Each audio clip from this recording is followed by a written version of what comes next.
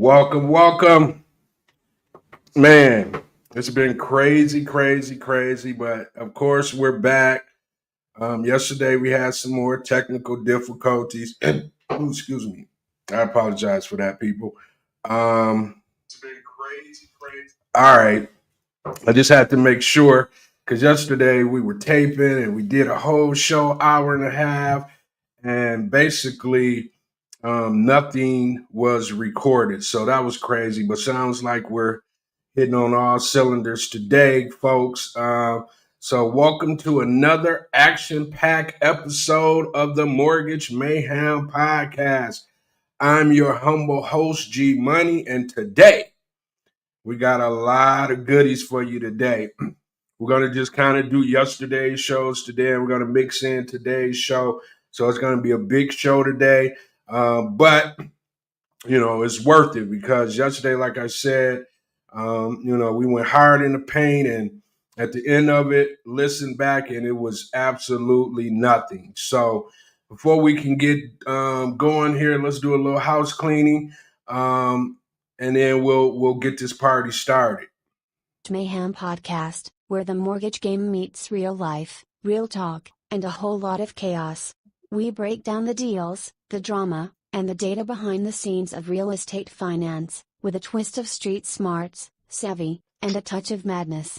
Before we dive in, here's the deal. The Mortgage Mayhem Podcast is for informational and entertainment purposes only. We are not attorneys, CPAs, or licensed financial advisors, and nothing you hear on this show should be taken as legal, financial, or investment advice. Always consult a licensed professional before making financial decisions. Well, all right, we got that behind us just to keep us covered. But today we got some bombshells. We got a great lineup to bring forth to you. And like I said, guys, we don't want to stop the momentum, of course. So, we're going to keep this thing going. We're going to continue to build it. I know sometimes, you run into these technical difficulties, especially for a newcomer like me. So I have to kind of just work through it. And here we are. So today's show, we're going to jump it off. We got Trump's statements on Biden's health, Obama's statement on Biden's health. We got the Floyd Mayweather $100 million lawsuit against business insiders. We got 27-year-old woman who survived 3 weeks in the Sierra Nevada mountains. We got some Diddy news, of course, our kind of Diddy news. But more so than anything, he has protesters out there for $20 an hour with free Diddy shirts on. So we're going to talk about that, of course. The FCC requires Verizon to drop its DEI programs for $9.6 billion, right? So we're going to get into that. We're going to talk a little bit about Homeland Security, reality show pitch for citizenship, which is crazy. Women sues her ex-husband for wasting her youth. We got some Oakland couple who forced to watch their home in order to get a proper appraisal. We got the Atlanta tops U.S. cities in black displacement due to gentrification. FAMU chooses Margaret Johnson as new president. Pretty sure they're doing backflips over in Florida on that one. Cassie testified.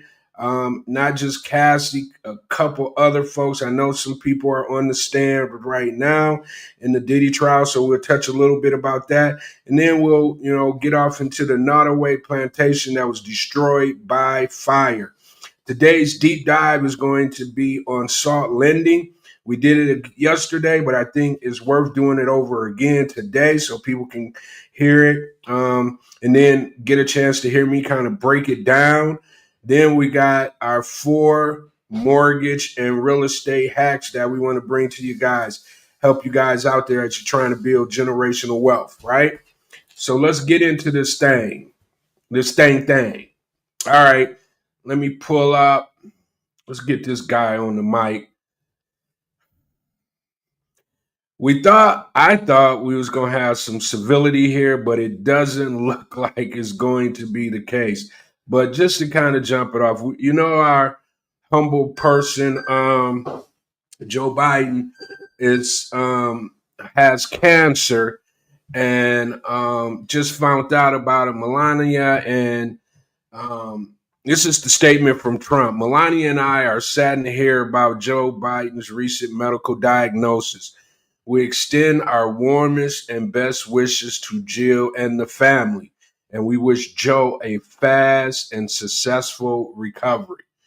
And not just President Trump, but we also have President Obama, former President Obama.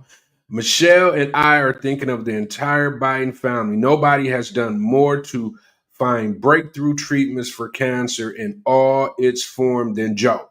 And I am certain he will fight this challenge with his trademark resolve and grace. We pray for a fast and full recovery. That's from the former President Barack Obama. All right. So we definitely, want to just kind of give our own warm wishes out to the Biden family, because I know this could be a tough time for them. So let's also pray for his fast and full recovery here at the the Mortgage Mayhem Podcast. So let's but in the same breath, we have the Trumps, we have the son, Junior, Trump Jr. They're running around acting a fool. This man cannot get well, without the drama. I've never seen a president that's so petty, though. It's just ridiculous. This man, has a diagnosis, and now they're over there talking about he been knew, everybody else knew, da da da, and you would think that the former president just wrecked the economy. The world was in flames. All kind of drama was going on when this new president came in, and that just wasn't the case. He came in pretty smooth. Wasn't too much, drama going on outside of, Kamala, stepping in for Joe Biden to run against Trump. So, I don't really understand why they're acting a fool about this. Let this man, heal. Let this man, figure out how to deal with, the sad news that he's found out about cancer is no joke. So for them to be out here, high siding, so to speak, against the former president, in a time like this is just, to me, disgusting, for real, for real. So, I'm hoping that somebody can pull their coattails, which I doubt, and let them know, let's be sensitive here. Let bygones be bygones. You're the president now. Why are you still worried about what Joe Biden did when he was the president? You are in control. What is the issue? What is the issue? I don't understand it. So let's keep our prayers up to the Biden family. Trumps, y'all need to get your ish together over there. Let this man, deal with his untimely, medical diagnosis that he just found out in peace without, having to listen to all this crazy. It's like these guys don't know when to stop. They're so petty, and it just doesn't make sense. President's almost 80 years old and still out here acting like he's 16. So I don't get it, but we'll keep our eyes on it. And like I said, we just wish the Biden family a speedy recovery. All right. So let's keep it moving, folks. This guy right here, Floyd Mayweather, files a $100 million lawsuit against business insiders, bias reporting, and defamation over real estate deals. So Floyd is suing a journalist from Business Insider and a media company for $100 million, accusing them of defamation. He says the journalist published a false story that claimed his recent real estate deal, a massive 62 building purchase in Manhattan, never happened. According to Mayweather, the article not only questioned the deal's legitimacy, but also misrepresented his investments and painted him in a negative light. With racial and political biases, the lawsuit claimed the journalist refused to review paperwork that would have proven the deal was real. Now, Mayweather is demanding financial damages, a public retraction, and a court order to prevent further damages to his name. He says this is about making sure the media is held responsible when it crosses the line from reporting into personal attacks. The legal claims also include emotional distress and other violations. Okay. I mean, this should be pretty easy. If the deal was done, there's public record to show that the deal was done. So if Floyd is out here saying that he did, a transaction, and a reporter is saying that he didn't, this should be like cakewalk. We all know we're in the real estate business. As soon as you complete a transaction, it becomes public information. So if Floyd is out here saying he did a transaction and this reporter is saying that he didn't, this should be a slam dunk. Floyd should have an additional $100 million in his bank account soon because it's public record. You can't hide a real estate transaction.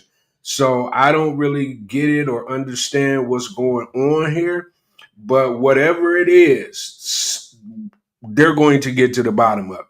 So, a lot of times you throw out these massive $100 million, lawsuits, and you end up with 30. It could be that play. But once again, we're going to keep our eye on it because, once you stick your neck out here, Floyd's running around like he's the new, major real estate investor. And if he's just, doing this for ish and giggles, then, that's an issue, Floyd. What is that about? Let's be real about our real estate because, to us, we thought that was a major, play that you were able to come up on. So if that is not the case, then, we're going to be looking at you some kind of way. So hopefully they'll get to the bottom of it. Not hopefully, but they will get to the bottom of it. Once they do, we'll be able to report whether Floyd was, on some real or Floyd was on some BS. So we'll definitely keep our eyes on it. I hope he wasn't on no BS. I mean, that's a 62 buildings purchased in Manhattan. And when you talk about, New York real estate, that's a total different ball game than most areas. Values are high. Real estate is precious in New York. So if he was able to pull that off, then, that's just that's another, I would say, feather in his cap because now others can look at him and see that he did it and understand that they can do it too. So let's keep our eyes on that. And then, we'll report back if we get any, further news on Floyd and his $100 million lawsuit. All right, let's keep it moving. This 27-year-old Black woman was found alive after surviving 3 weeks alone in the mountains, fighting off animals, hiking 11,000-foot peaks, and staying alive on leeks and snow. So Tiffany Slaton is her name. She's a 27-year-old hiker from Georgia and has become a symbol of human resilience after surviving an unthinkable ordeal in California's Sierra Nevada mountains. What began as a solo backpacking adventure turned into a fight for survival after she fell from a cliff, injuring both of her legs and losing her gear in the process. Stranded and immobilized in a rugged snowbound wilderness, Tiffany faced 13 brutal snowstorms in less than a month. With no equipment or immediate shelter, she relied on her instincts and surrounding environment to stay alive. She used melted snow for hydration and foraged for wild, edible, chief among them leeks. The role of leeks in her survival: leeks, a member of the alum family, which also includes onions, garlic, and chives, in the wild in various parts of the United States, including mountains area like the Sierra Nevada. Wild leeks, sometimes called ramps, have long been used by indigenous communities and survivalists for their rich flavor and nutritious value. High in vitamin A and K, leeks also contain small amounts of vitamin C, iron, and magnesium. They are low in calories but packed with fiber and antioxidants, making them an excellent emergency food for someone stranded in the wild. Tiffany reported found and ate wild leeks to keep her body nourished during a 21-day ordeal. Can you imagine being out somewhere 21 days with nothing but some leeks? She boiled them using melted snow, a critical source of both food and water, found against all odds after nearly 3 weeks with no communication and dwindling hope. Tiffany spotted a remote, unlocked cabin.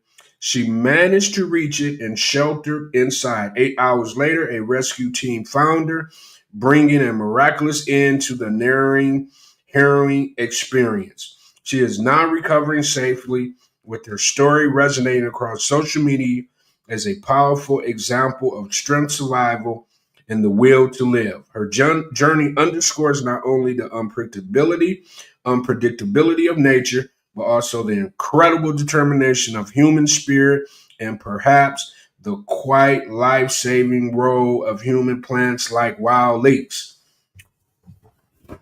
Wow. Okay. All right.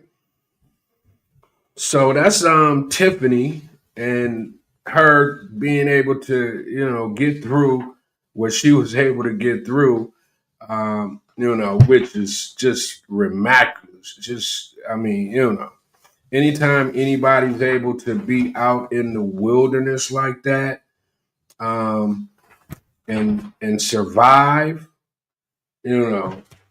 what can you say about that, right? What can you say about that? All right, so us for the most part, we don't do a lot of hiking, a lot of stuff like that. So, apparently she does. So she knew what to do in that time of emergency. I probably would have been ate up by the wolves because I wouldn't have knew that leaks were leaks but this is great that we're able to kind of have this platform and report on different things because you get to be educated about things that you never knew even existed. I never even knew any of what she survived on even existed. So, for her to be able to be out there for 21 days, snowstorms, I'm pretty sure, wild animals probably, trying to get to her. For her to just, I'm like, how did she not notice this place earlier than, at the end? That one kind of threw me for a loop. But nevertheless, she's looked at as a survivalist. Like they said, she's been all over social. The article has been all over social media. People are praising her, which they should. But we're just happy to see that she's back home with her family and she's safe. So let's give her a round of applause. Actually, she deserves a definite round of applause.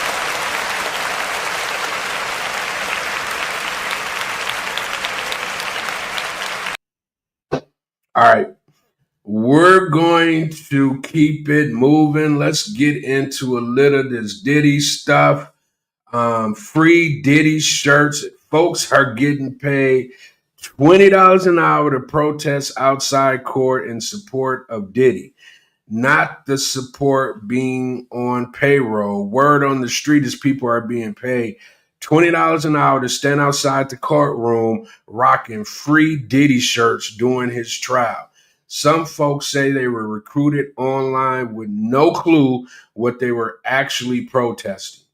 So I don't really understand what's going on here. I mean, Diddy's throwing whatever he can up against the wall, hoping something stick. But this, most people that see these free Diddy shirts out in front of the courthouse, ain't nobody really paying attention to that. They're paying attention to what's going on in that courtroom. And from every indication of what's going on in that courtroom, just based off of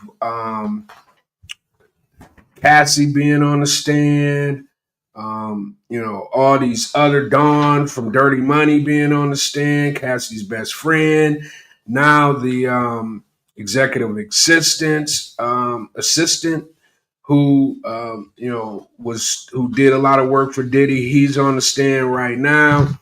It's not looking all that good for Diddy. I'm not one to say, if he's gonna get off or whatever the case may be, because that ain't for me to say. The jurors are gonna make that decision.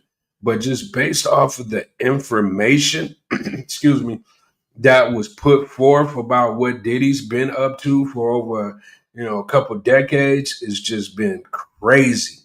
From the baby oil, to the Uggs, to the freak offs, to the abuse. It's just been a whirlwind of crazy, to say the least. I mean, you understand when people get money, they be out here, pretty much knowing they could just do or feel like they know they could just do whatever they want to. But when you're just, terrorizing people, when you're just using your power and influence to put people pretty much in bondage, you find yourself in, a whole pretty much RICO case, sex trafficking, racketeering, things of that nature. So we're going to just continue to watch this every day. Like I say, I have a good friend of mine who's in this space, the no flow, podcast, the flow podcast, the flow show podcast, Unfiltered. He breaks everything down. So if you can get on Instagram or different places like that, find him, seek him out. He got a bunch of breakdowns, even on his, different social media channels. He's been my go-to guy. A couple other folks as well have been reporting on this. And I've been going down a rabbit hole myself because once again, we all love, the music of Diddy. Nobody's saying that him as a person, because we've been kind of, seeing that he's been not so nice, so to speak. And if you really kind of look around, most of his artists either passed away or, they went on about their business with someone else. Bad Boy was definitely that label back in the day. You had a lot of top artists coming up out of there. But most of those artists, when they get a chance to tell their story, it seems like it's never a good story. To be an executive, leading a major, record label, then, being a major figure in the culture, to get to this point, to see the rise and the fall, this has been it's just been a shame, to say the least. So we'll keep our eye on old Diddy, see what's going on. He has his daughters, his kids. We want to send big ups to them because, unless they was in or part of some of these shenanigans, I know the daughters wasn't, but the sons are grown, so ain't no telling what they've been up to.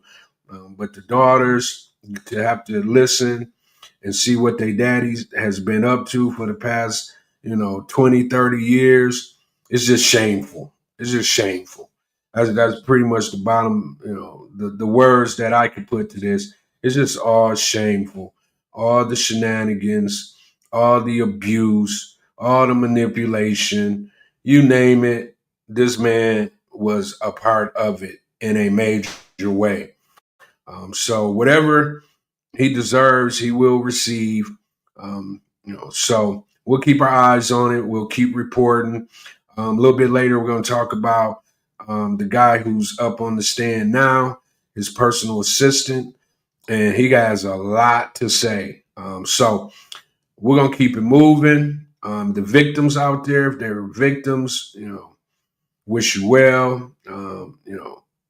Fortunately, we're here. Unfortunately, you had to go through what you had to go through. All right, so let's keep it moving. All right, so let's see what Verizon is up to. Verizon is up to some ish, and I don't think I'm not really feeling what they putting out right now. So, in order to complete their purchase of Frontier Communication for $9.6 billion, the Federal Communication Commission required Verizon to get rid of all its DEI programs. So Verizon has basically taken a page out of these other companies' book. And on Friday, the FCC announced it would approve Verizon $20 billion acquisition of Frontier Communication following Verizon's decision to discontinue its diversity, equity, and inclusion initiative. The deal includes a $9.6 billion purchase price and the assumption of $10 billion in Frontier's debt. FCC Chairman Brendan Carr said the approval would lead to major benefits for Americans, including new investment in broadband and infrastructure nationwide. He described the agreement as a victory for practical, common sense policies. Early in the year, Carr launched an investigation into Verizon DEI efforts and indicated it might influence the FCC's decision on the merger. In response, Verizon informed Carr it would take down its DEI website, remove DEI-related content from employee training, and adjust its hiring, career development, supplier engagement, and sponsorship practices. These same changes will extend to Frontier once the acquisition is finalized. All right, so Verizon's up to no good.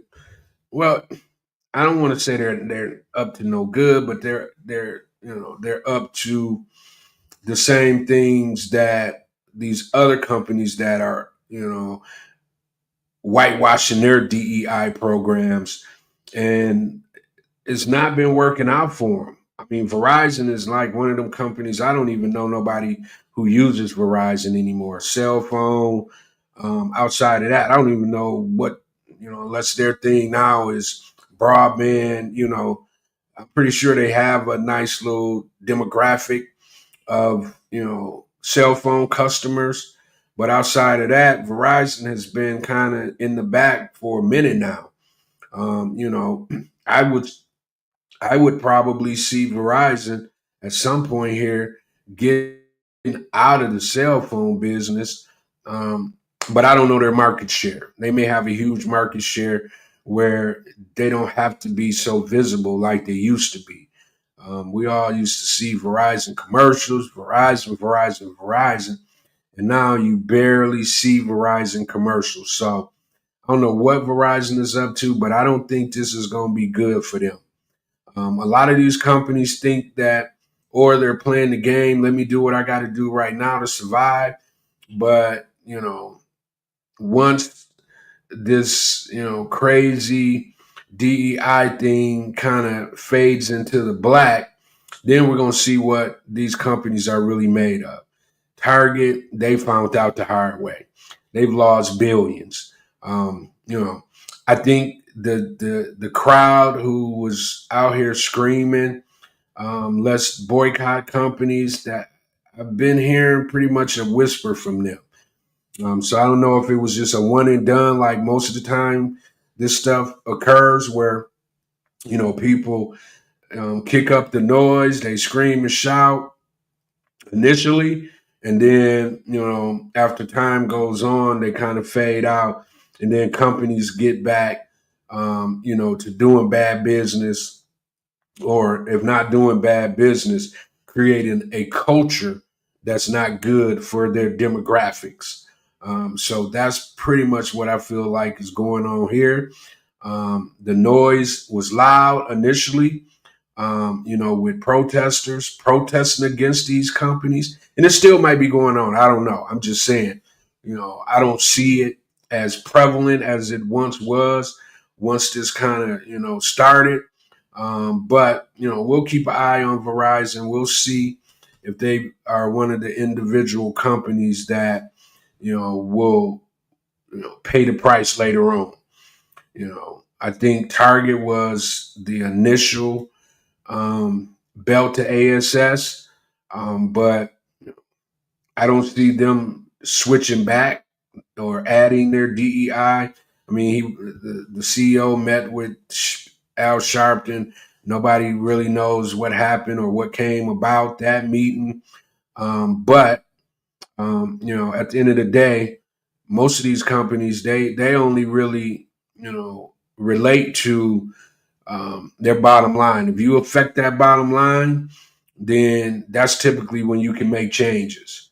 If you don't affect that bottom line and it's just, mere jargon, then they'll hear it because at the end of the day, they understand how this works. If you just be quiet long enough, it'll go away. And that's pretty much what is happening now. DEI, it was such a shocker in the beginning, but slowly but surely, it's starting to fade to black. And this is going to become normal.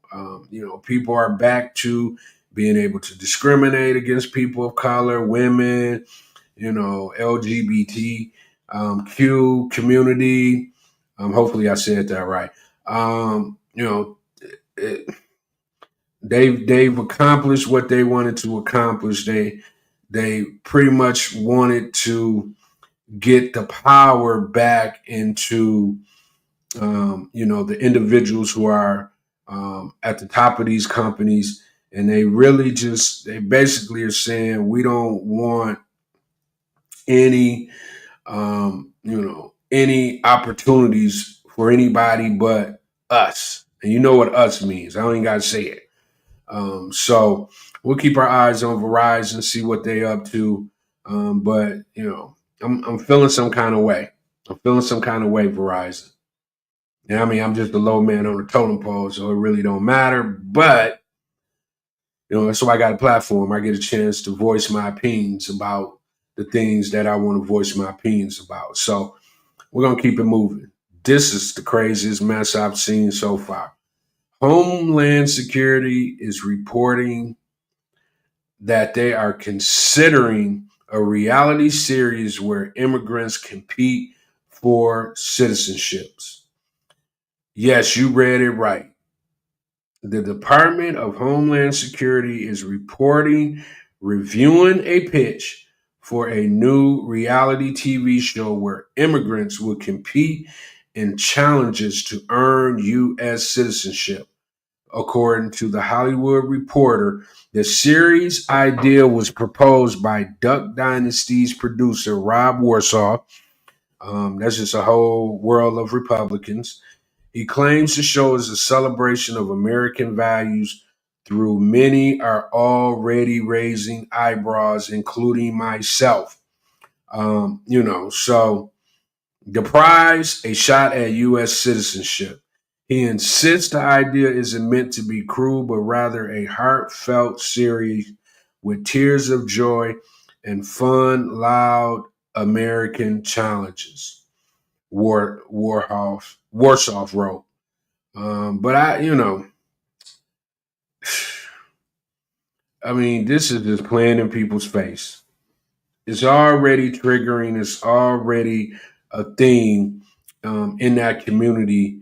And, if it was done in a way that made sense, or it was done prior to this, it still would kind of be like, but for them to just, on top of everything else, people getting shipped back to their countries on airplanes, people who claim they're not illegal, or they're still waiting to find out if they can, become legal, but they're getting shipped back, babies, mamas. It's just, it's pretty much warfare right now, to be honest with you, on the Hispanic community. And to have someone pitch now, Duck Dynasty, I don't know if you guys know what that is. It's a TV show kind of about some hillbillies out somewhere, maybe Kentucky, Tennessee. I don't know where they at. But I literally used to kind of watch the show until I found out what their ideology was, and some of the things that some of the members of the show was running around saying. I just, of course, I tuned out and never tuned back in. I don't know if the show is still on. More than likely, it probably is, because it's just one of them kind of shows that kind of, although it shows it just shows their lives or whatnot. But once you found out what they were saying outside of the show, I couldn't look at the show the same anymore. But this here is, a hot mess. And I've just been kind of watching people online that's talking about it, and everybody pretty much feel the same way that I feel. Why would you do this? Why would you be so insensitive? It's already bad enough you're doing what you're doing. We don't need no reality shows, about people becoming Americans at a time where, it's just going to look almost like, how can I put this? If there was a reality show, about slavery, and you can compete to not be, slavery, or compete to not be three-fifths of a person. If that was a reality show, what it's crazy, So this here is pretty much on that same, playing field. I get it. People has an opportunity, or would have an opportunity to become. How are you going to do that in the show? There's steps you have to take to become legal. There's steps you have to take to be, a part of America. And I just don't really see an actual reality show being able to, make that happen. So shame on you, Duck Dynasty producer, and shame on you, Homeland Security, for even acknowledging it to the point where it can, be getting reported all over the place. It's not a good look. It's just really not a good look at all. All right, so we'll keep our eye on that one as well. I don't think we have to, because I think people will go crazy, before they actually, see a show like this actually on TV, because it's too insensitive. Just really, really insensitive. All right, so let's keep it moving. All right. Thought this was interesting. A 27-year-old woman sues her ex-husband for wasting her youth. She met him at 20, married him at 21, believed every promise he made about love, kids, and building a future together. Now at 26, after 6 years in a failed marriage, she's suing him for wasting her youth. The case reported back Bree Avery Zachary has sparked debate. Can you really sue someone for wasting your time in a relationship? I don't think so. Her lawsuit accuses her ex-husband of emotional distress, loss of opportunity, and robbing her of her prime years under false hopes. No kids, no home, no legacy. Just broken dreams and time she can't get back. Or is this just the emotional cost when it doesn't last? Or is this just the emotional cost of love when it doesn't last? Is this accountability or entitlement? Um, So, all of us have been in relationships that didn't work. So can you imagine what the course would be looking like where every time you was in a relationship, you said, all right, I'm gonna sue you because it didn't work, because we couldn't get on the same page, because our values, our morals and values aren't the same. Our way we want to raise our kids may be different. Or we got into it and we just found out this is not the person for me. And I'm pretty sure a person goes into it, or he went into it, or whoever went into it thinking, yes, I want to be able to give you kids. I want to be able to build a future together. I want to love you. So all those things are things that I'm sure in the beginning was something that was full throated. No Diddy. But things happen. You get to know a person. Your values may not be the same once religion, could play a part.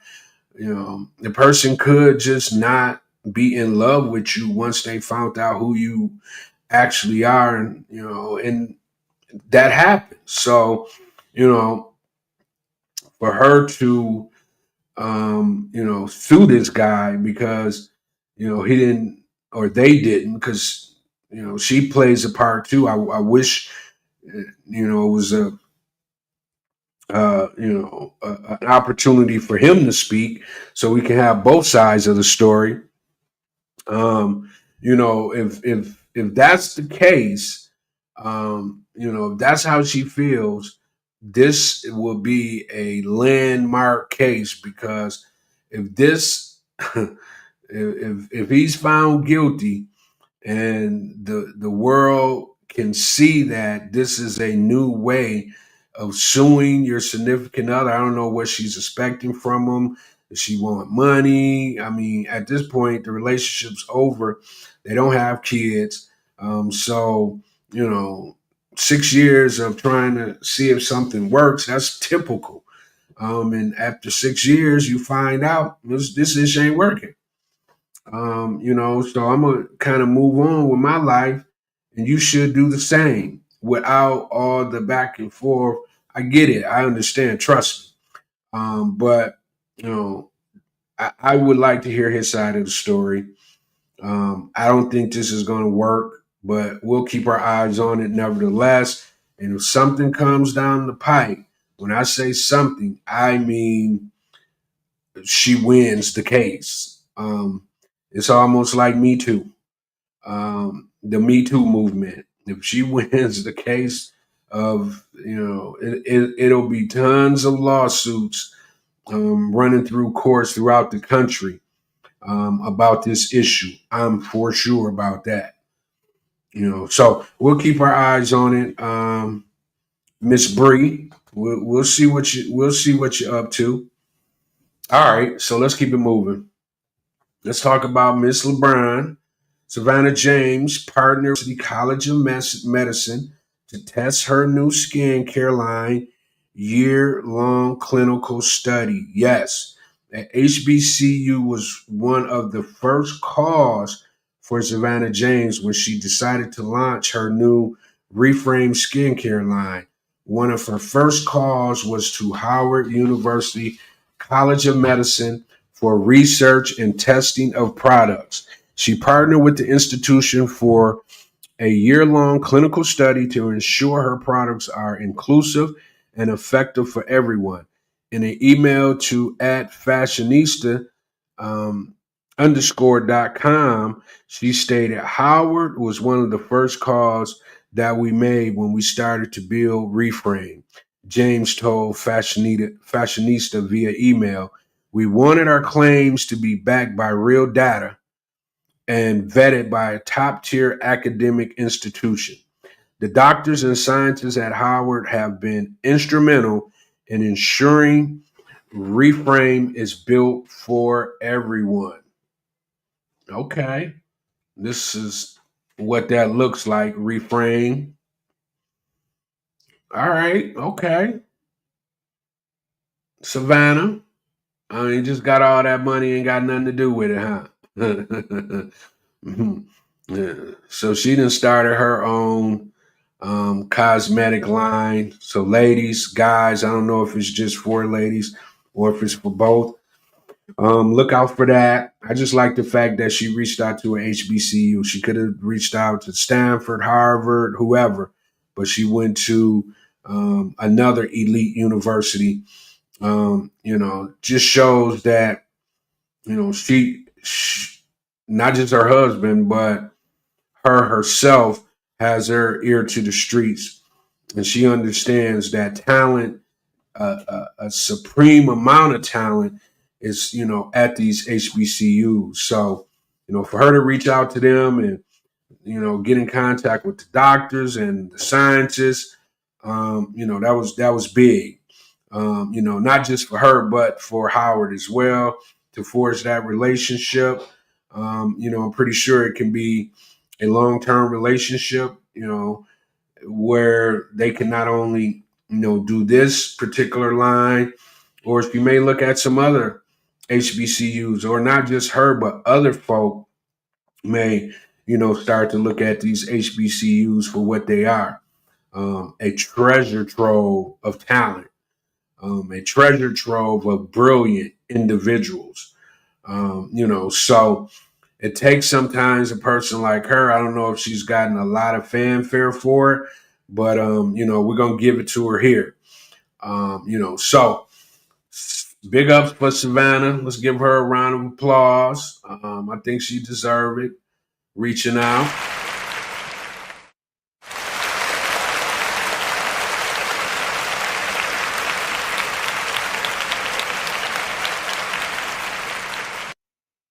Savannah James, the wife of LeBron James, out here in these HBCU streets. All right, let's keep it moving, guys. This here, I really don't like this right here. So, an Oakland company couple was forced to whitewash their home to prove its worth. Appraiser who undervalued it by 254,000, folks, now faces consequences. All right. So they renovated their dream home, built equity, and planned to leave it to their daughter. But Ronald and Dominique Curtis say an appraiser lowballed its value by $254,000. The reason? Racial bias. So they did what they made many feel forced to do. They whitewashed their home, removed all signs of their identity, staged it to sell, and it later sold for 1.2 million, 300,000 more than it was appraised for. What happened next led to a civil rights investigation and a legal win. This is ridiculous. I mean, I just don't get it. Like, what do people be thinking about when they do stuff like this? I mean, I get people are racist. I get it. I've seen this myself. I've actually had individuals do this, whitewash their homes because the initial appraisal came in so low. Where we had to get a new appraisal. We whitewashed the home, and the appraisal came back in at the value that we initially thought it should come in at. So this is not just an isolated incident. This is happening all across our country, folks. You got to be studious. You got to understand this game like these people did. They knew their property, and it ain't hard to find out what your property is worth. There's things in place to, figure out what a property is worth, like comparables, like work done to the property, which allows the value to increase depending on what was done. And it sounds like these guys did a full rehab on their property, and they end up getting 300,000 more than what the initial appraisal said it was worth. So I hope they sued the ish out of the appraisal company. Appraisal companies, this is their new thing. Back in the day around 2007, 2008, they was running around here, you know, increasing values on properties that they know wasn't actually, the true value, which in turn was a big part of the tragedy of the downturn. A lot of people was running around making money left and right. So people were, getting money. A lot of brokers were doing all kind of loans. I was right there in the middle of all of it. I worked at the bank. So my hands was clean of it, but I've seen it. I saw it all. And I also saw when the ish hit the fan.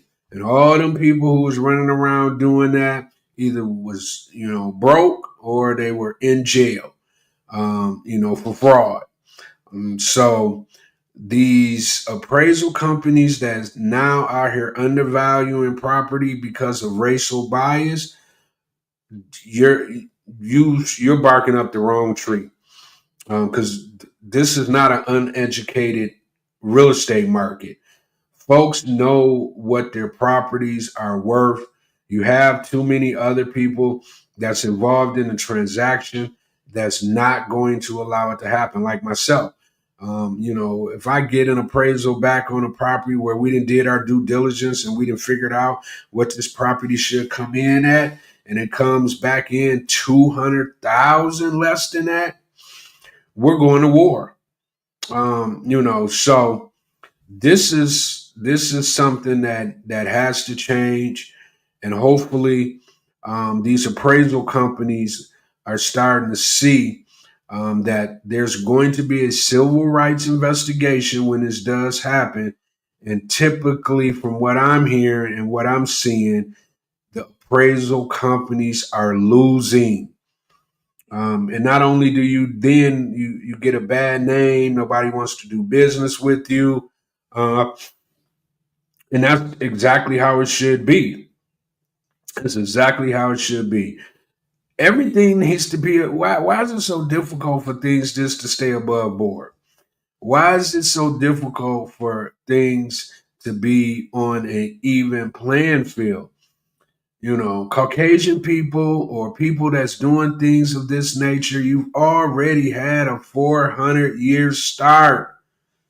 So just let it be an even playing field. Nobody's asking you for nothing. We're just saying, give us what we deserve.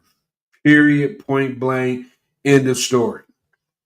You know what I'm saying? So we're definitely going to just kind of keep watching stories like this. I'm going to keep reporting because, I'm in the business. I see it. I see everything, So if I come across something that's happening in the real estate mortgage market, we're going to bring it right here to this platform. And although this platform ain't big yet, ain't a lot of people rushing to it, I'm in month 1.5. You know what I'm saying? People been doing this for years to build their audience. I'm gonna figure it out. Slowly but surely, this audience is going to, start to come together. I'm going to be, one of the main reasons because of my reporting, because of my transparency, and because of the mayhem. We want to shake it up. We want to, make people, come and be a part of the community because they understand I'm just giving them straight facts. It ain't gonna be no sugarcoating nothing. We're gonna give them straight facts, not just current events, hot topics, but also, real estate, mortgages, everything, that has something to do with the real estate market, realtors, appraisers. We're gonna have an appraiser come up and we're gonna have that conversation with them. So this is one of the main reasons why I did this show, is because I just want people to get the information. Like we always say, you can go, to different places in order to get, financial information like stocks and bonds and, financial, literacy. But when it comes to this real estate, these mortgages. You can't just, it's a cesspool of individuals saying they can do this or do that. But at the end of the day, it's all smoke and mirrors. There's no smoke and mirrors here, buddy. We're going to give you the straight facts here at the Mortgage Mayhem Podcast. So that article disturbed me because I've seen it myself. And, to see that a couple almost lost what they deem generational wealth is a tragedy at the end of the day. All right, let's keep it moving.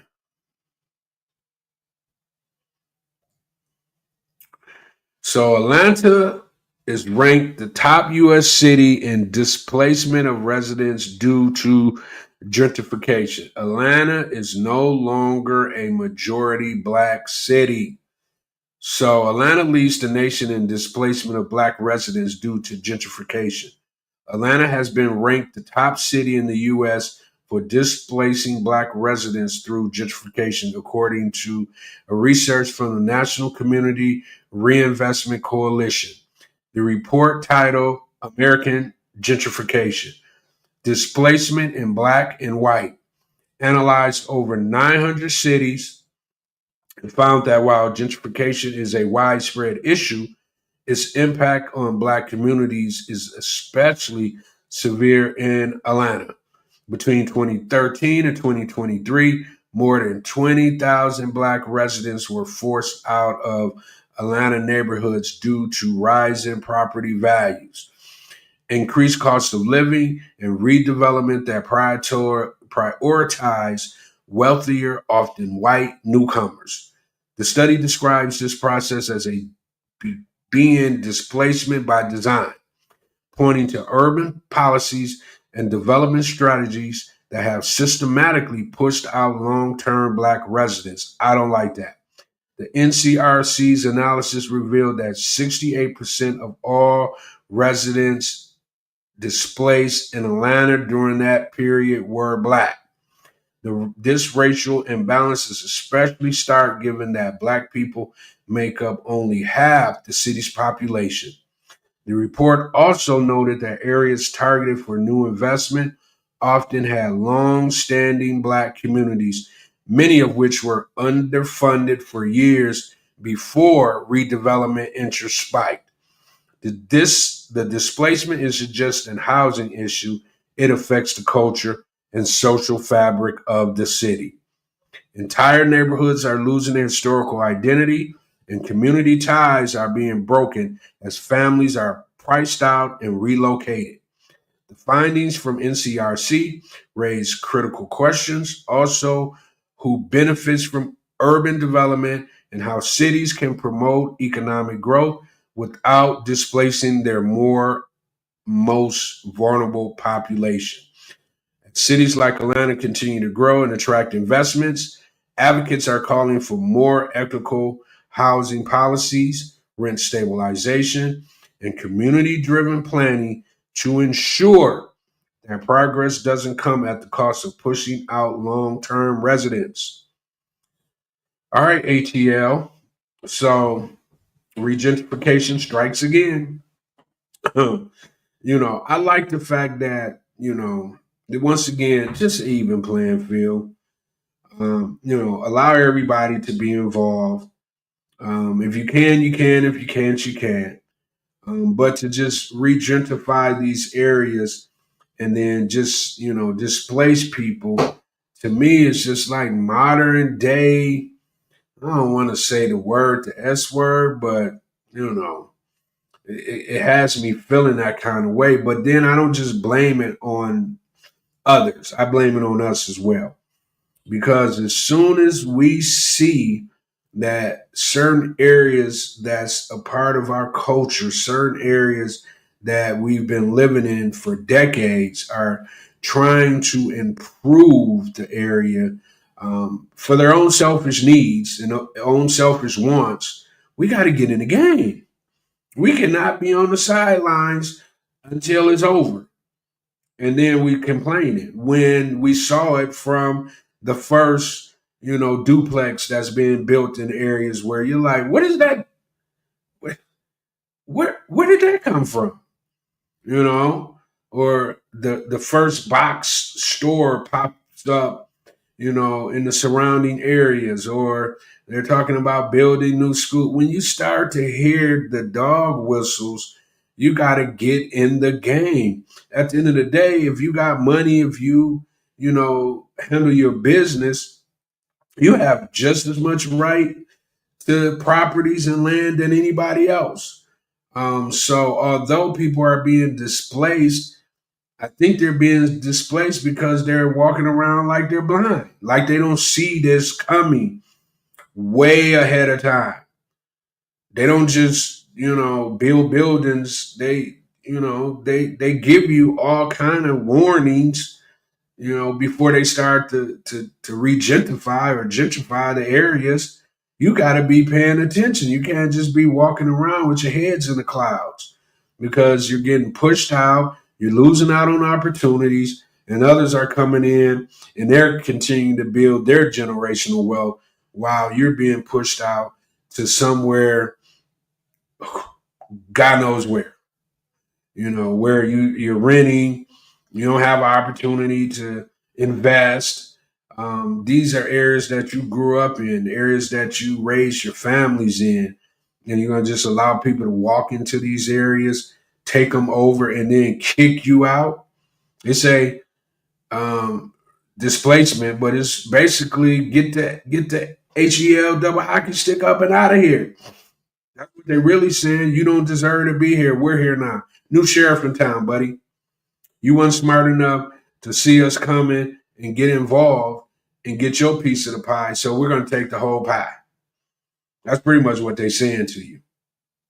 You know, so Atlanta, if you want to continue to be like what they say, when like Chocolate City, like DC, or you know, areas like that, then you might want to step your game up.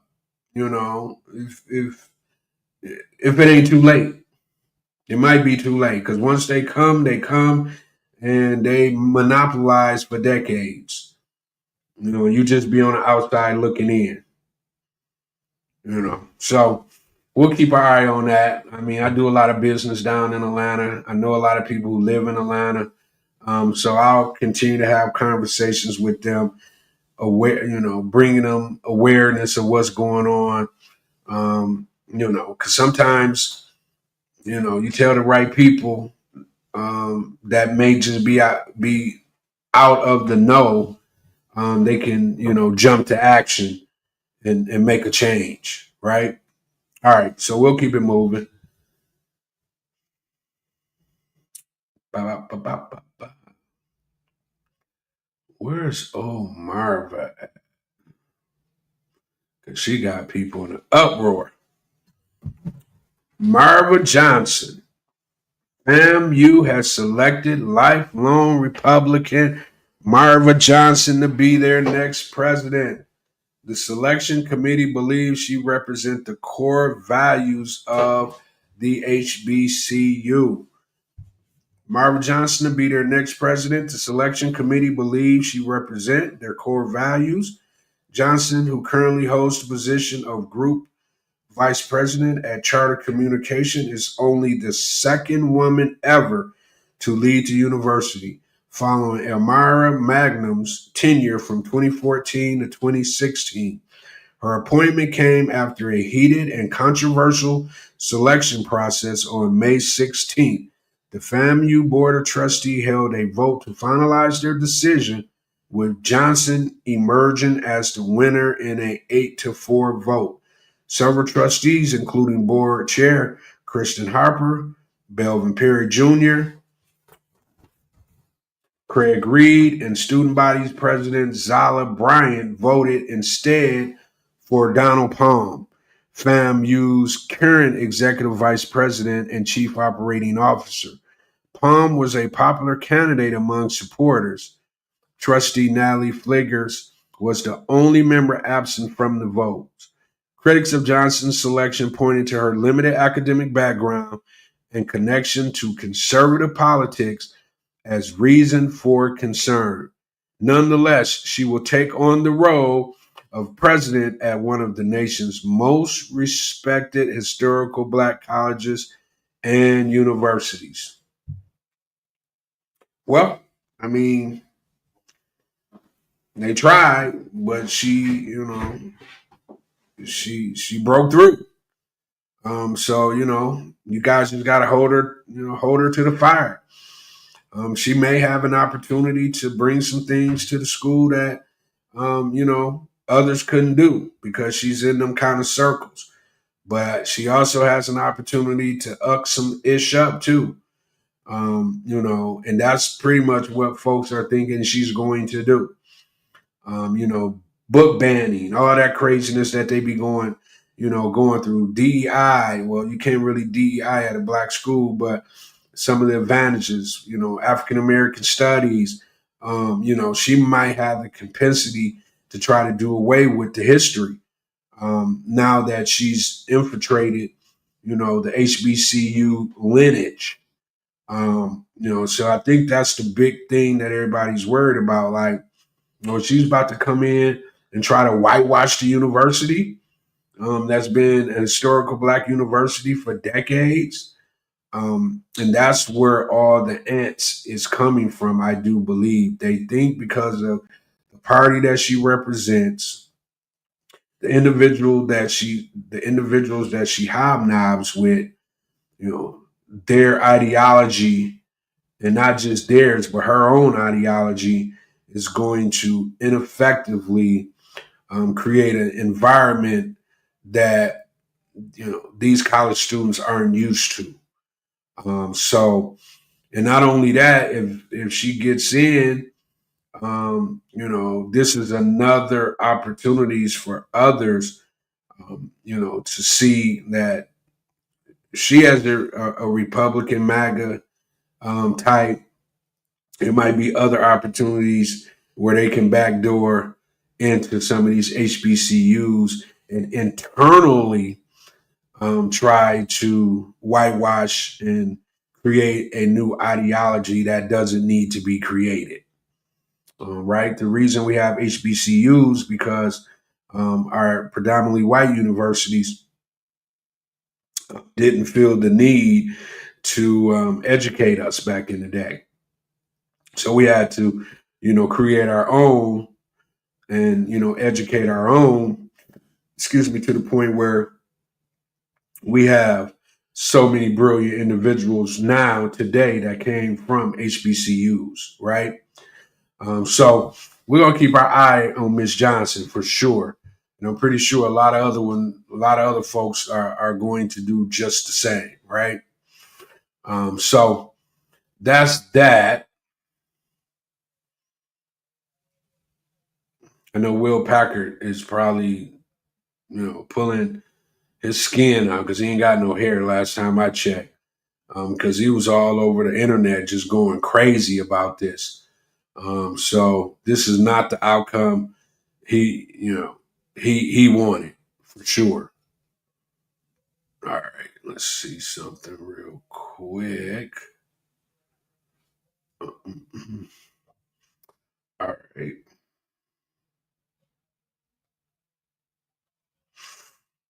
Let's keep it moving.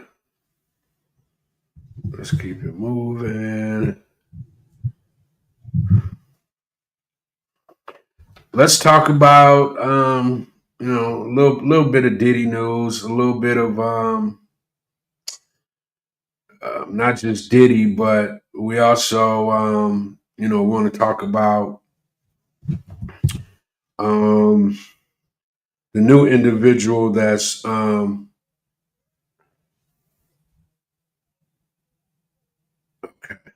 Sorry guys, I just got all kind of emails coming in.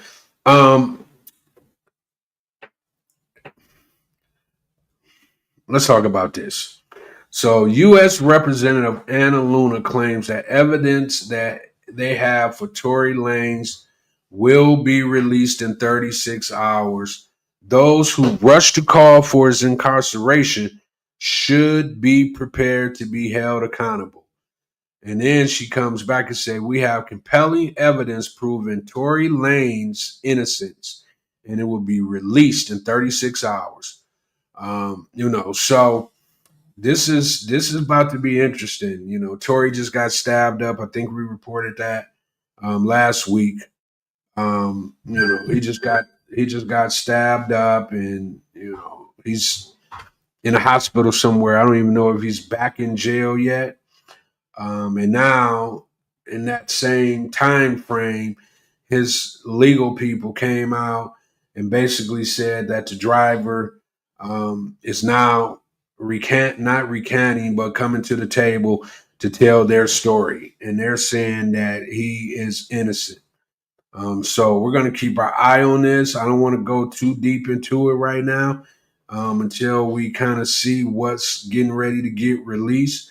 But Tory, it looks like Tory might be on his way home. So we'll keep our eye out for that, and report back to you and let you know what we come up with. All right. Okay. So Lord Diddy's former assistant, Davis James, testified he was Diddy bopping on drugs. Just when we thought we heard it all, Diddy's sex trafficking and racketeering trial. Here comes another jaw dropper. Diddy's former assistant, David James, took the stand on day 7 of the trial in New York City, and he did not hold back. Under questioning from the prosecution, James admitted to being deep in Diddy's lifestyle. When asked if he had ever taken ecstasy, James replied without hesitation, "Yes, I was drinking Ciroc. I took ecstasy. I was Diddy bopping." And he clarified the phrase, saying, "I was vibing." According to James, the vibing didn't come without a cost. So this is another insight into this trial. Like I said, I just wanted to bring that up because he's up on the stand right now. And he's, he might be, putting the screw, Diddy into Diddy, with his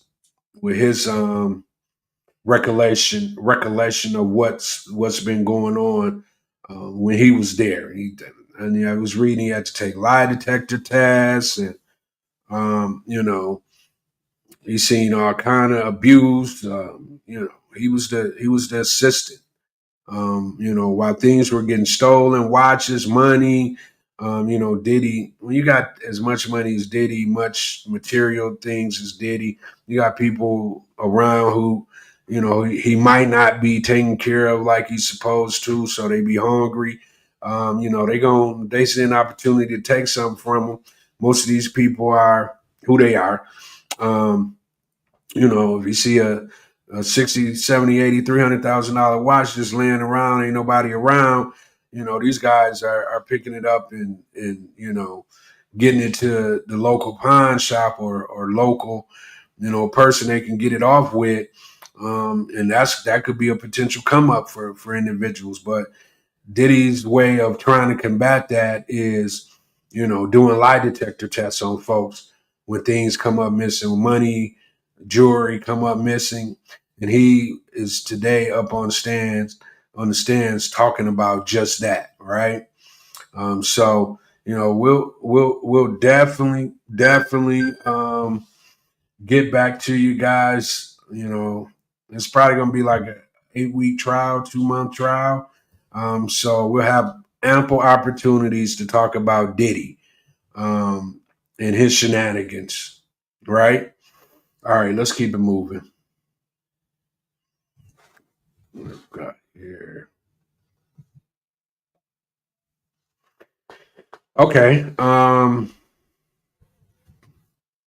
I just wanted to kind of touch on this a little bit because I didn't even know it existed, so to speak. But the Nottoway Plantation in White Castle, Louisiana, the largest remaining antebellum mansion in the U.S., was destroyed by a massive fire on May 15, 2025.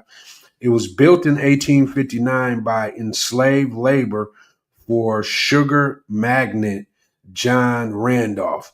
The 53,000 square foot estate has been operating as a resort and wedding venue in recent decades. While some mourn the loss of the historic structure, many in the Black community view its destruction as a form of symbolic justice. A viral video shows a Dr. Crawford Johnson pouring libation, an African tradition of honoring ancestors, on the ground as the mansion burned behind her. She remarked that the divergent in response underscores a broader societal deficit in empathy and emotional intelligence, particularly in understanding the historical and psychological burden that plantations represent for Black Americans. The incident has reignited discussion about the appropriateness of preserving sites with painful history. As one commentator noted, no one would consider hosting weddings at a concentration camp. Why should plantation be any different? This event challenged us to reflect on how we commemorate history and whose narratives are prioritized. So,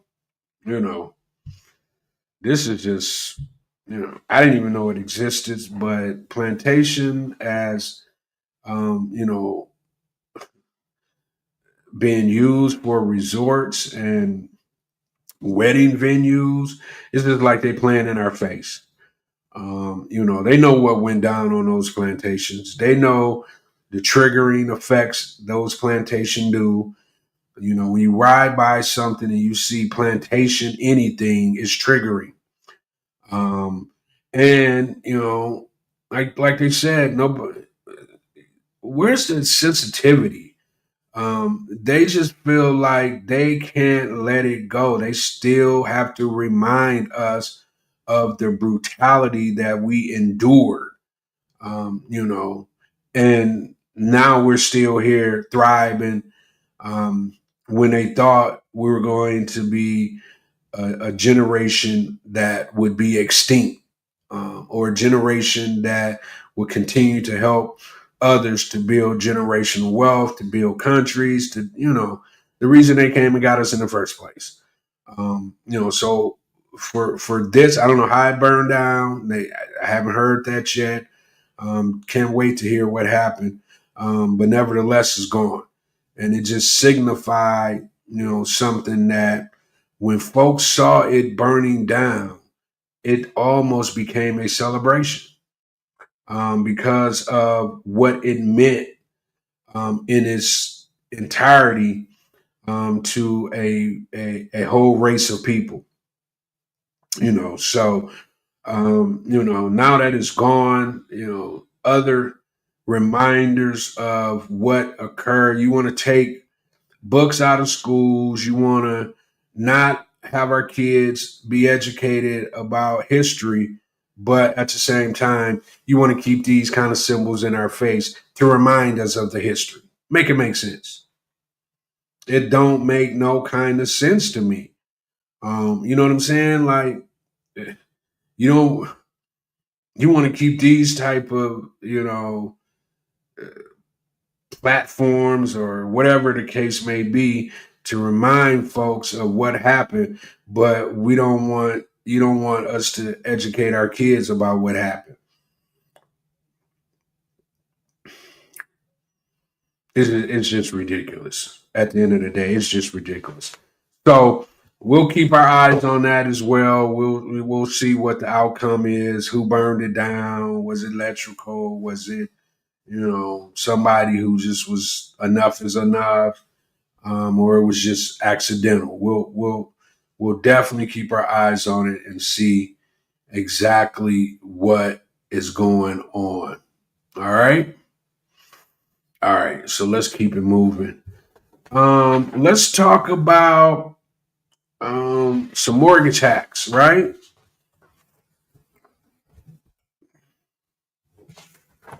We got 4 mortgage hacks today, folks, that we're gonna kind of dive into and give you some, some game, so to speak, help you with your potential investments out there, or if you're just a first-time home buyer. The reason I do these hacks is just to kind of give you a glossary of information that you could go back to whenever you decide, or if you decide, you know, to kind of pursue a career in real estate, or to, use real estate as a side hustle, so to speak. But today's hack, we got 4 new mortgage and real estate hacks. And today's is, you can use crypto for your down payment.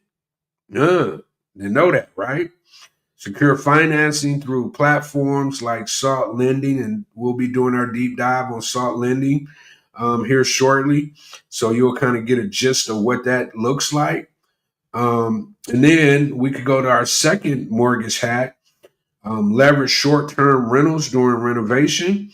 Rent out a portion of the property to cover carrying costs. Great idea. While you're renovating your property, if you got a 2-unit or whatever the case may be, you can, do a short-term rental while you're, renovating to cover some of those costs. This is a great hack for investors, especially. You know what I'm saying? So, definitely look into that.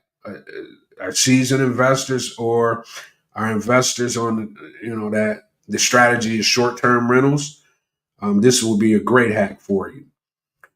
Offer seller financing to create cash flow. This is kind of like an old way of doing things. There's so much financing out there available for individuals, so they kind of get away from seller financing. But if you come across a property and the person wants to get from up under it and you can't get financing, this is a good way, to securitize real estate. You just link up with the seller, y'all come up with terms, and then the seller has a residual income every month, because you will treat it as if, it's a piece of property that you're paying for on a month-to-month basis. Now, what you do with the property is up to you. All right. And then last but not least, buy in gentrifying areas before the announcement. We were just talking about that in Atlanta. When you see something going on in your area, get to buying if you have the opportunity to do that. Because if not, they're going to buy it all up. And then they're going to raise the values. They're going to, price you out, and you're going to be sent packing. So when you see something, do something is the motto, right? If you see something, do something. All right. So that's that. Let's keep it moving. We're going to bring up our great correspondent who does our deep dives for us. Let's get to it.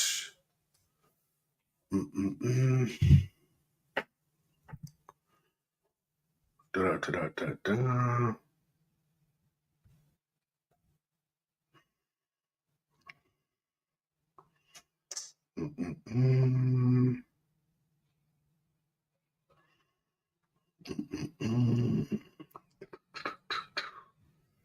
And Salt Lending is going to be our deep dive today.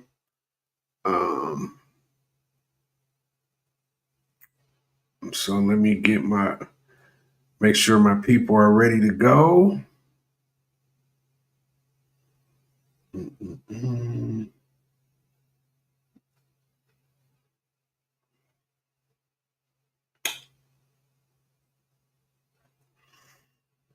All right. I think they're ready to go. So I'm going to remove myself.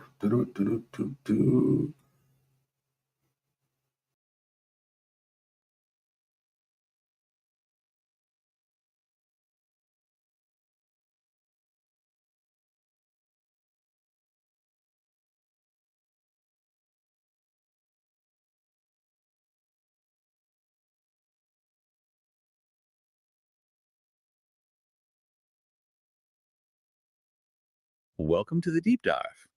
Today, we're looking at something pretty interesting, basically, how you can potentially get cash using assets you already own. but without actually selling them. Mm-hmm. And we're zeroing in on the crypto world, specifically Bitcoin, and a company that's been doing this for quite a while, since 2016, apparently. Exactly. Yeah, we're going to dig into Salt Lending. They actually call themselves the original Bitcoin-backed lender. Okay. And just so everyone knows, our info for this deep dive comes straight from their website. So we're really getting their side of the story, how they present things. Right. So the mission today is to, unpack how these Bitcoin-backed loans work, at least according to Salt, Mm, what they're offering, who it's for, and really, if you're holding Bitcoin, what this might mean if you need some liquidity, some cash. yeah, Okay, so Bitcoin-backed loans, the basic idea, you're using your Bitcoin as collateral, right? Like security to exactly. borrow cash like US dollars or maybe stable coins, but you hang on to your Bitcoin. That's the absolute core of it. You're leveraging the value that's locked up in your Bitcoin, but you don't actually sell it. And what SALT really emphasizes is that these are crypto backed, not credit based. Oh, right. Which is a really key difference from, traditional loans. Your credit score isn't the main driver here. It's the value of your crypto that's, well, primarily being looked at.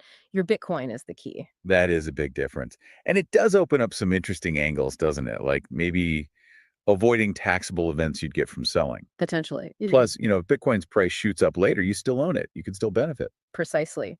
That possibility of keeping your long-term Bitcoin position while getting cash for now, that's a major draw for some people. So let's talk about Salt Lending itself. They make a pretty big claim right out of the gate. The original Bitcoin lender since 2016. Yeah, that's quite a while in crypto years. It really is. Being around that long suggests, well, a certain level of experience in a pretty young industry. And they seem to operate quite widely, too. They say they're the largest licensed provider in the US plus global coverage. Yeah, that implies a pretty significant scale. Yeah. And maybe one of the most eye-catching things they state is their proven track record. Over $575 million in loans originated. Wow. And this is the kicker, zero collateral losses. Zero. Really? That's what they claim. In finance, especially crypto finance, which can be, let's say, volatile, that's a stat designed to build a lot of trust. Zero losses on that volume is definitely noteworthy. Absolutely. Okay, so if someone's thinking about this, Yeah. what are the basic loan details, interest rates? How long do you get to pay it back? Well, according to their site, rates start at 8.95%. And this is crucial, they make it clear that rates and terms can change. They'll vary based on, your specific situation, the loan amount, the collateral, the usual Right. factors. Always read the fine print. Always. And they mention a tip term is around 12 months. Yeah, 12 months. And how much borrowing power does your Bitcoin give you? Looks like up to 70% loan to value or LTV. That's right. LTV, loan to value. So if you had, say, $100,000 worth of Bitcoin, you might be able to borrow up to $70,000 against it. That 70% LTV means there's a 30% cushion, basically. To protect the lender if the Bitcoin price drops. Exactly. It acts as a buffer against volatility. Got it. And it looks like they offer no prepayment fees. That's good. Yeah, that means if you get the funds to pay it off early, you're not hit with an extra charge. That adds some welcome flexibility for borrowers. Definitely. Okay, so those are the general mechanics, but Salt seems to tailor things for different types of users. Let's start with individuals, maybe like a lot of folks listening. What's the pitch for them? For personal users, it really boils down to getting financial freedom, Yeah. accessing cash, leveraging your Bitcoin, all without selling. They also highlight fast access to funds, often within 24 to 48 business hours. That's quick. It is. If you need money fast for, say, an investment or an emergency, that speed could be a big plus. And they have this thing called stabilization, given Bitcoin's price swings. That sounds important. How's that work? Yeah, this is quite interesting. Stabilization is basically a safety net for your collateral if the market gets rocky. If your Bitcoin's value drops below a certain threshold relative to your loan, Uh-huh. the system can automatically swap some of your Bitcoin collateral for USDC, that stablecoin pegged to the dollar. So it helps keep the loan properly collateralized. And as they point out, it potentially lets you buy back into Bitcoin later, maybe at a lower price. It's really a risk management tool for volatility. That sounds like a smart way to handle potential dips. Yeah. It could definitely offer some peace of mind. And they even try to frame the borrowing decision with this think about net benefit of borrowing concept. Yes. They give this hypothetical example. They plug in numbers like an average Bitcoin growth of 50%, inflation at 7%, and their borrowing cost at 13%.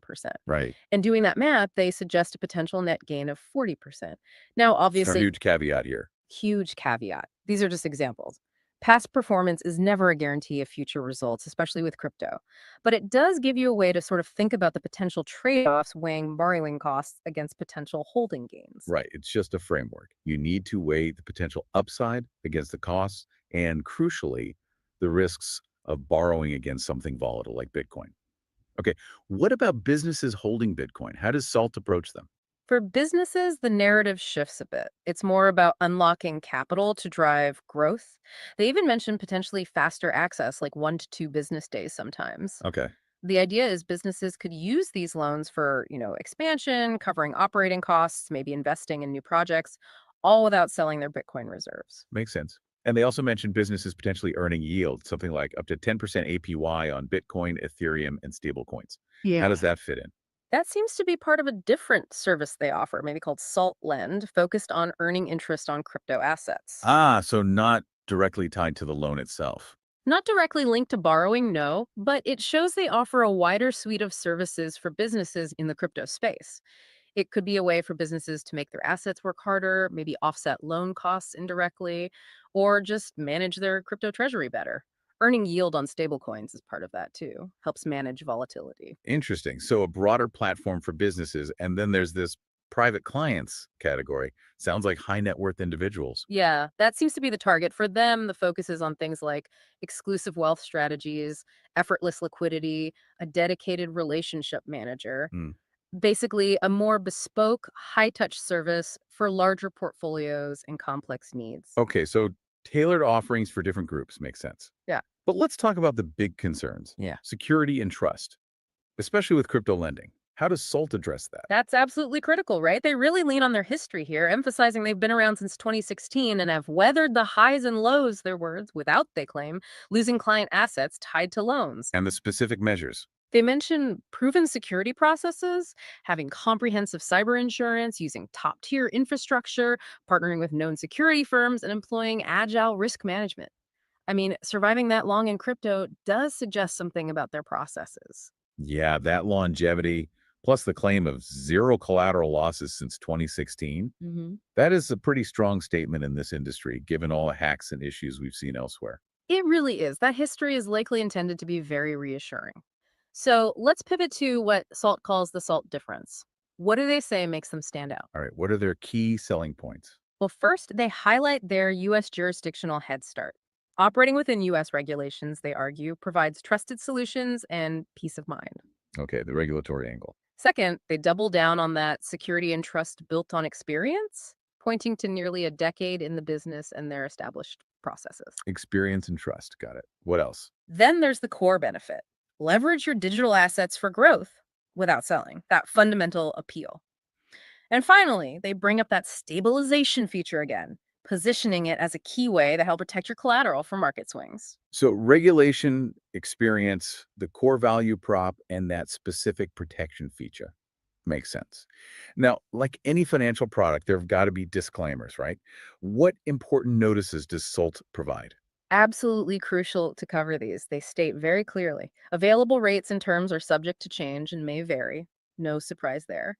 They also mention jurisdictional limitations, so their services might not be available everywhere. Okay. And importantly, just using their website or platform does not guarantee the availability of any offer, promotion, terms, loan, or return. Basically, applying doesn't mean you automatically get a loan on specific terms. Standard stuff, but good to know. And what about the risks inherent in this? Borrowing against crypto? They do admit it. They say borrowing against collateral entails risk and may not be appropriate for your needs. They also remind users that digital currency is not legal tender, it's not government backed. Right. And critically, SALT accounts are not FDIC or SIPC insured like traditional bank or brokerage accounts. That lack of government insurance is a fundamental difference. That's a very important point. Yeah, And their stance on giving advice. crystal clear. No investment advice. They state explicitly that nothing on their site is an offer, endorsement, or recommendation for any specific crypto or security. They strongly urge users to do their own research, DYOR, and consult qualified financial, tax, or legal advisors. Standard but vital disclaimer in this space. Okay, so we've walked through SALT Lending's offering based on their own information. The big picture seems to be they offer a way for Bitcoin holders, both individuals and businesses, to get cash without selling, positioning themselves as an experienced, regulated, and secure option since 2016. That sums it up nicely. It's about unlocking liquidity from your Bitcoin while keeping your potential upside. And they highlight their US focus, their track record, and features like stabilization as key parts of their value. So, for you listening, hopefully this deep dive gives you a solid understanding of how these Bitcoin backed loans work, at least from Salt's perspective.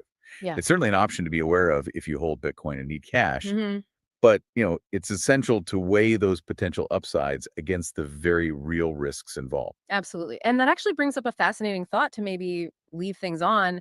As digital assets keep getting woven into the financial fabric, how might services like salt lending evolve further? And how could they change the way we all think about and use the digital assets we hold? Something to ponder.